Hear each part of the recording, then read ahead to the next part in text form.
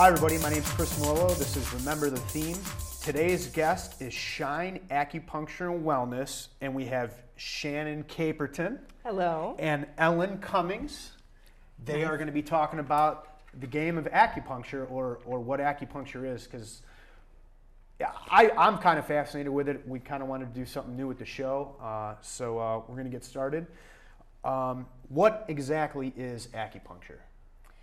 Acupuncture is a part of traditional Chinese medicine, and that includes the needles, cupping, food therapy, and herbal medicine. So acupuncture is one of the components that falls under the umbrella of traditional Chinese medicine. So, like, in regards to it being medicine, is it like medicine that it works kind of like an antibiotic, or what exactly does it do? Like, for the user of acupuncture, like, what are some of its health benefits? Well, probably the first thing people think about when they think about acupuncture is using it for pain management. That's the most common thing people seek acupuncture for in the United States. But generally, this whole system of medicine is designed to put the body back into balance. So my job is to look for any area where there's an imbalance and try to correct that. So it might be a muscular imbalance, it might be a digestive imbalance, it could be a sleep imbalance. And so as part of the initial intake, I ask a lot of questions to try to figure out what's going on and what might be causing the person to have the symptom. And then we're trying to treat the root cause of that symptom, as opposed to focusing on getting rid of the symptom right away. So sometimes it's a little slower to work, although sometimes it does work immediately. Right. There's some variables that come into play when you're dealing with a real live person and the natural way that they function. So That's really, really cool. Mm-hmm.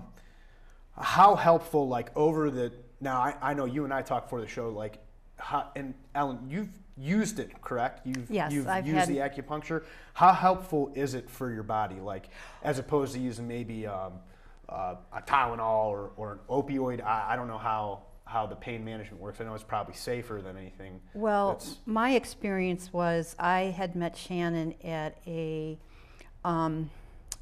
women's event, and she was doing some acupuncture on the ears.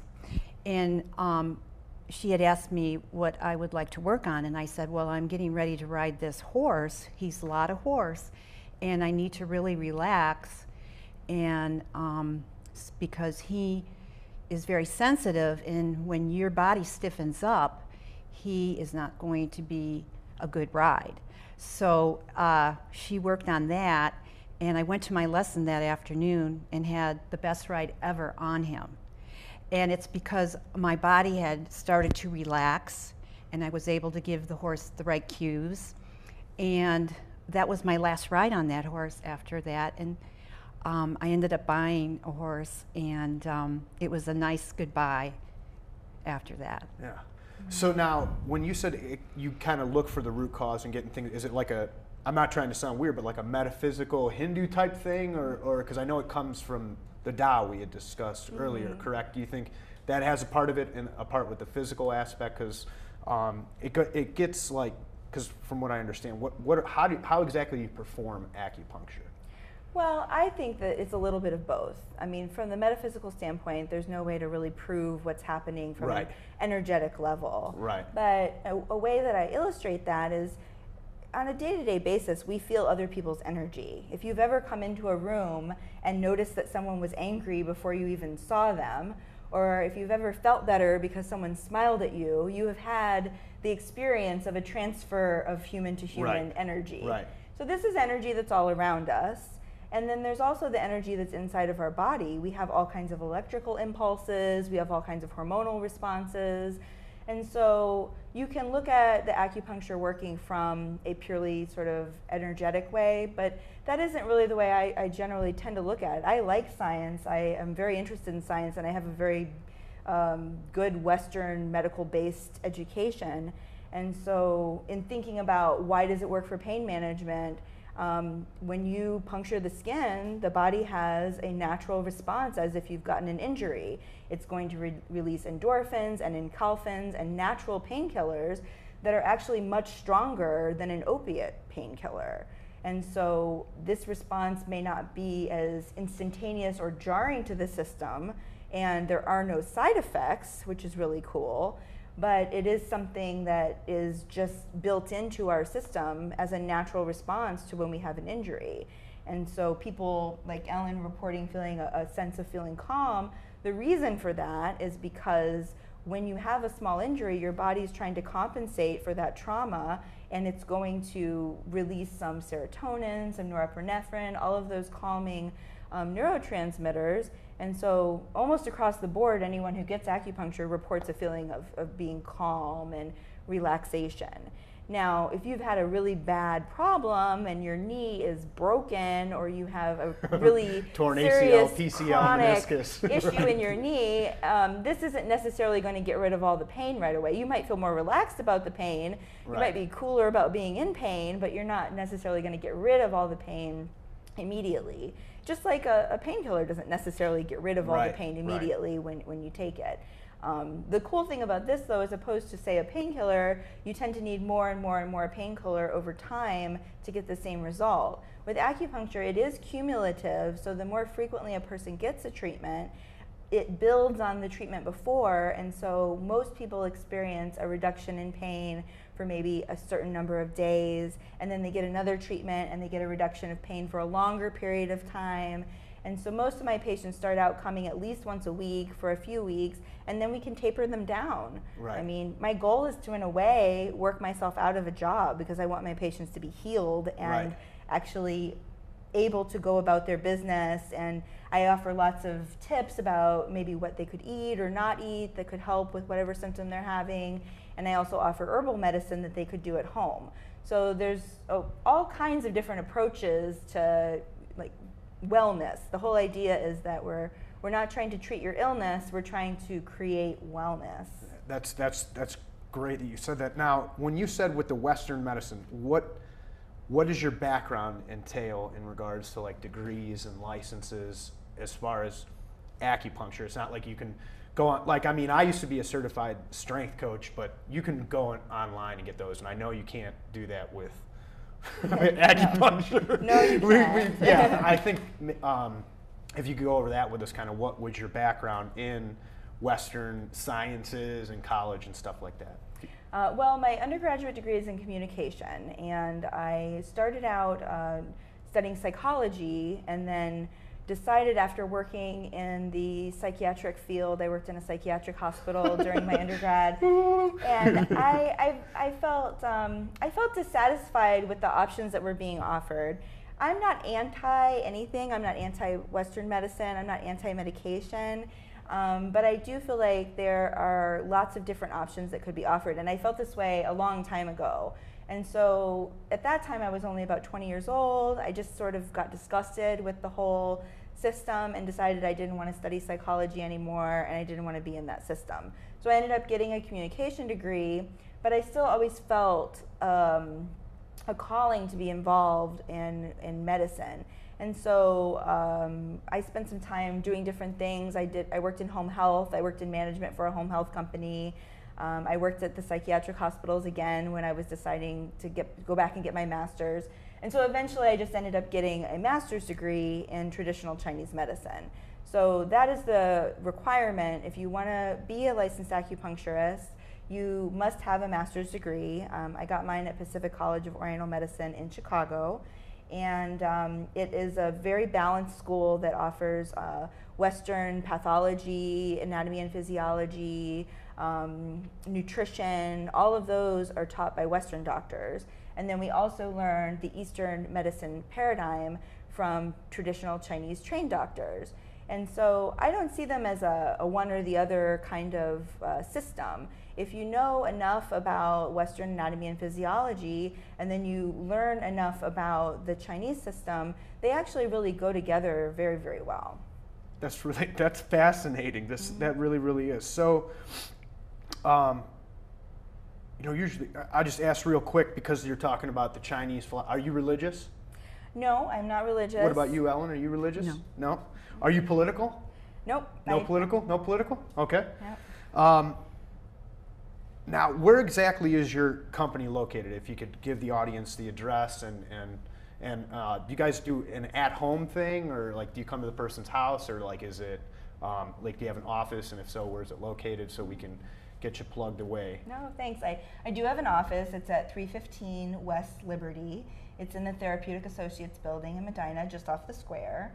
I have made house calls, but really only for a case where maybe someone just can't get out and get into the office. Yeah, I would say like 90 years old, wheelchair, something like that. Yeah. I don't like to turn anybody down. If someone really needs treatment, I'll make accommodations for them to get treatment if I can. Mm-hmm. So now I personally I've always wanted to try acupuncture. I think once I have some cash, I'm going to. I would like to try it. Now, I seen in the Olympics, they all had a bunch of bruises on their backs. What? And I know that was from acupuncture, and the lactic acid buildup to help them recover, the athletes recover faster. What exactly is that? Is there a difference between those bruises and the needles, or what, because I think people think, oh, that's gonna be painful. I got big circled bruises on my body. Well, the needles do not cause bruises like that unless someone is really doing something. Or let's get a tattoo. Those marks were from cupping. Okay. And they aren't actually bruises. They're more like a hickey than they are like a bruise. Okay. So the cups are placed on the skin over a muscle area. And just like you said, you had a pretty good explanation of it. You use suction to pull some of the blood that may have gotten pulled into the muscle. And so, when people are working out a lot, they want to get that pump. That's the goal, is to get, the pump is getting lots and lots of blood into your muscle. Well, sometimes with the blood comes fluid and other things, and that can become swollen and painful, as anyone who's ever worked out and had an achy muscle will attest.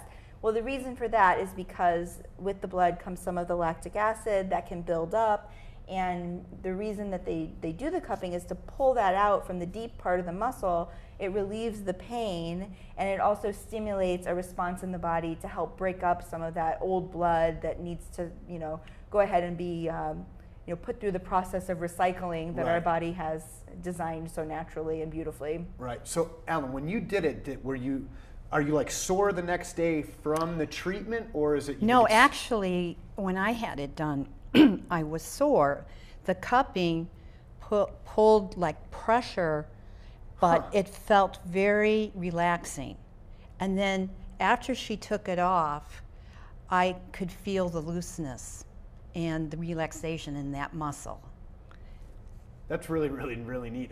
I'm fascinated by it, because I've seen a lot of athletes do it, and I've seen, people are, huge about it, but it's not something that's I think people would rather just go to the doctor and give me a script, you know what I mean, and then go and pick it up rather, because it is a little intimidating looking because the blood or the needles, but that didn't bother me at all. No? Yeah. Okay. No, it actually felt very good. Yeah, because I wondered about that, if it would make you sore the next day, because somebody told me when you do a deep tissue massage, the next day you get up and you're just I can't move, I can't walk. Oh God, this is terrible, because it's breaking up all that loose lactic acid, but it's not like that with the acupuncture. I find that the needles are much more comfortable and sometimes can achieve a similar effect as a deep tissue massage. With the deep tissue massage, you really have to get in and dig in, and so that can cause some muscle soreness in the surrounding area. With the acupuncture needle, I can be really precise. I can find the knot, I can needle right into it, and with some stimulation, I'm actually causing an electrical impulse. It's a muscle fasciculation. And so that allows that muscle to release. A tight muscle can jump a little bit, and then it will relax. And so people find that that is much more relaxing sometimes than a deep tissue massage, which also has a place. All of these things have a place. I'm not saying that one is necessarily better than another, but it's a matter of someone's preference. Because sometimes you really do need that pressure in there to get things to come out. I just encourage people to figure out what works best for them and what they feel the most comfortable with, and by trying lots of different things, that's a good way to figure that out. Right. All right. Well, I appreciate you coming on. I appreciate you coming on, Ellen. We're going to do they're going to do a little sample of the acupuncture right after we get a quick commercial from our sponsor. And we appreciate everybody watching. Thank you. Have a great weekend. Bye-bye. Donutland, the hottest spot in town for your donut needs. Family established, serving the community breakfast for 40 plus years. We have a variety and an assortment of donut flavors, from plain to apple to chocolate frost, cinnamon rolls, donut cakes, the sweet and tangy lemon-filled and cream-filled donuts as well. But we are known, what we're most notorious for, is the good old-fashioned apple fritter.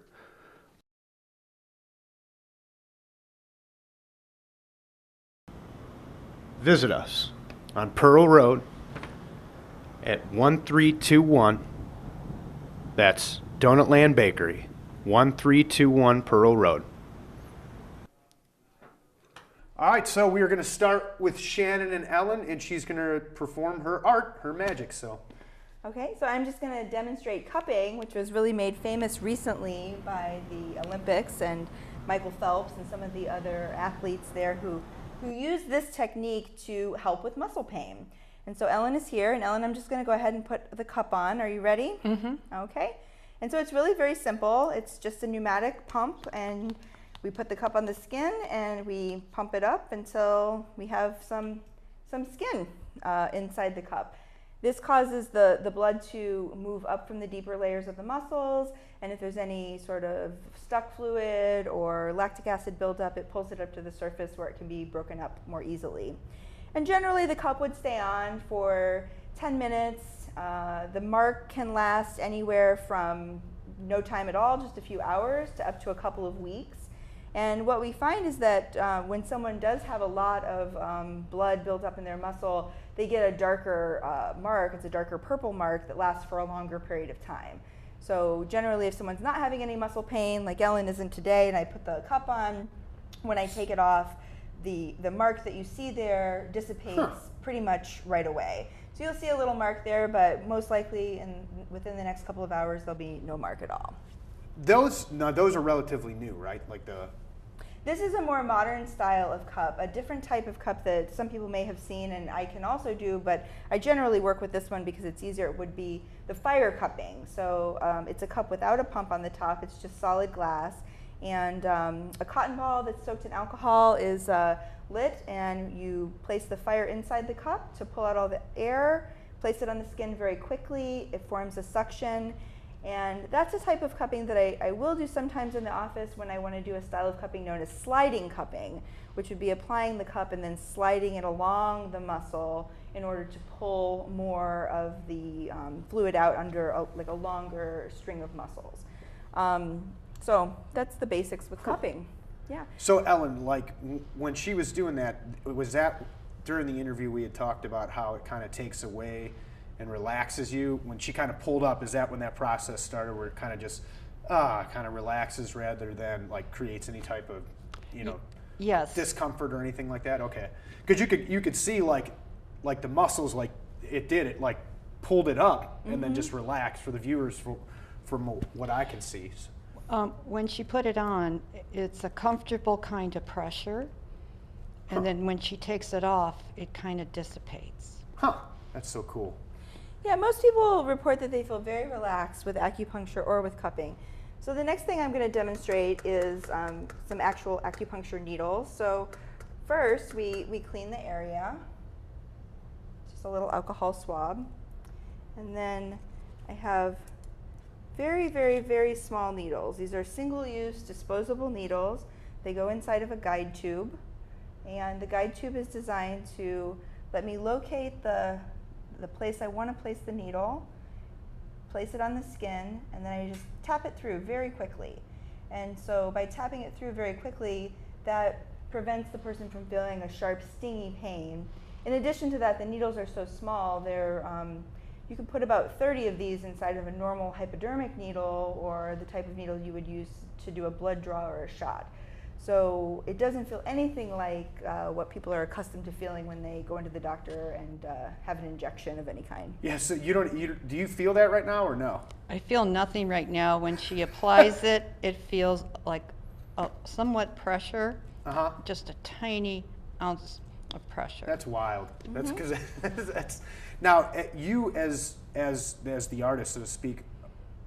do you know, like, in your head, do you have like a diagram, like, okay, these nerves are this nerve and this goes here from your schooling and stuff like that, so you know right where you want to go with certain areas in relation to where you put the needle affects certain parts of the body? Right. The whole system is based on acupuncture channels. The points are along the acupuncture channels. There are about 400 regular acupuncture points, plus some additional points that we call Assure points, which you find just by palpating along an area that a person may have pain. So if I feel in a muscle area, the person has a knot that's tender to them, sometimes I'll just place the needle in that area, and that gives me an idea of how to, design the treatment. But usually if someone has a pain in a certain area, I actually place the needles far away from the pain. Most of the most effective points for pain are distal points. The ancient Chinese say the farther the further, which means that when the point is very far away from the location you want to treat, it's going to have a larger effect. So it's a little what's the word I'm looking for? It's a little counterintuitive is the word I'm looking for. It's a little counterintuitive, but it's effective. So you said contra, I'm like, the video game. No, she's talking about counter. No, it's a little counterintuitive. Treating a location that's far away from the pain, but that's a very effective method of treatment they've been using for thousands of years. Cool. So I actually have a kind of, this may seem like do they do it for animals? I know that might sound crazy, but like, do they do it if somebody's like, my dog's limping and we can't fix it, doc, does anybody ever come in and say, hey, my dog's limping, can you do acupuncture? Is that? People do acupuncture on animals, and in many states you have to be a licensed veterinarian to work on animals. So that isn't something that I personally have done, but it's very popular with racehorses. It's very popular with many veterinarians who have dogs that have arthritis or different things, and I know a lot of people whose first exposure to acupuncture is actually through veterinary medicine, and when they see what a great response their pet had, then they decide that they want to try it for themselves. So it just fascinates me. What is the greatest health benefit? Does it help with circulation as well, like long term from an acupuncture treatment that is the most consistent thing that maybe your clients say? I think stress is a huge cause of disease. It causes pain, it causes insomnia, it causes anxiety attacks.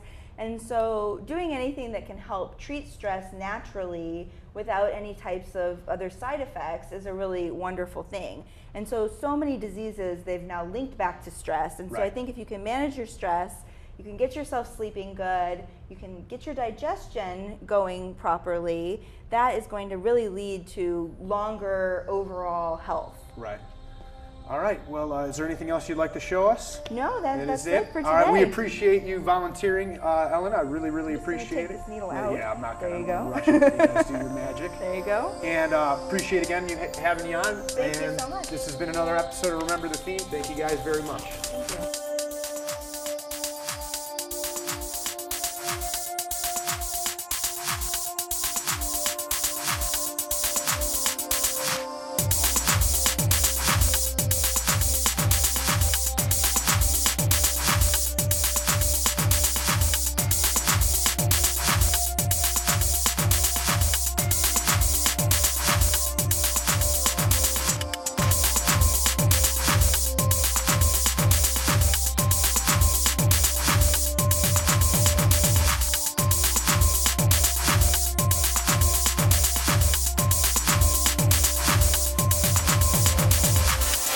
Said that when a person is born they have certain traits that are in their biology.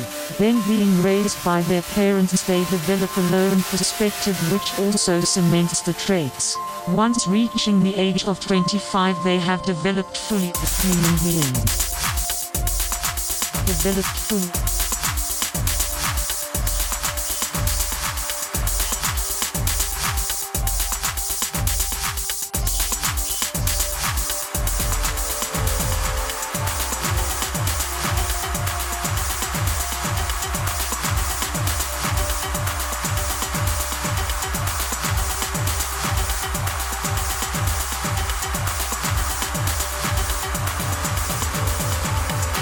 What what others say of who you are is only as real as the thoughts that you allow to encase the matrix reality of what you are taught. Like a flower, we are soul givers of creative energy or life. The divine purpose of our existence is to unify, explore and vessel the message of true human potential, and lastly,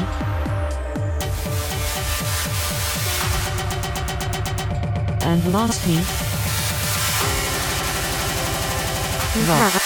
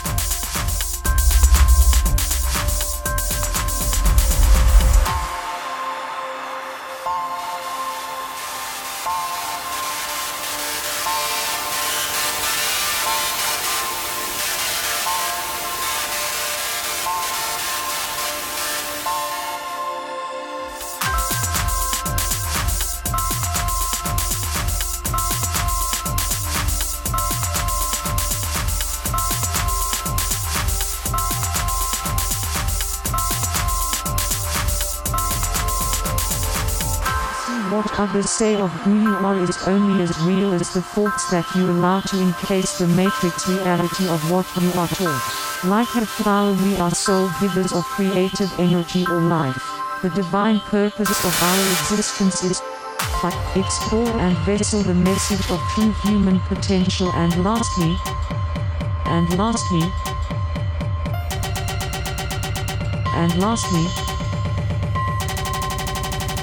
love.